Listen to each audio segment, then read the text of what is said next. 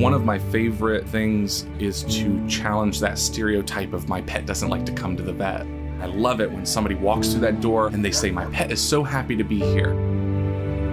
We love pets just as much as the people who are coming in, and we feel like we're almost kind of the secondary owner. We love the animal.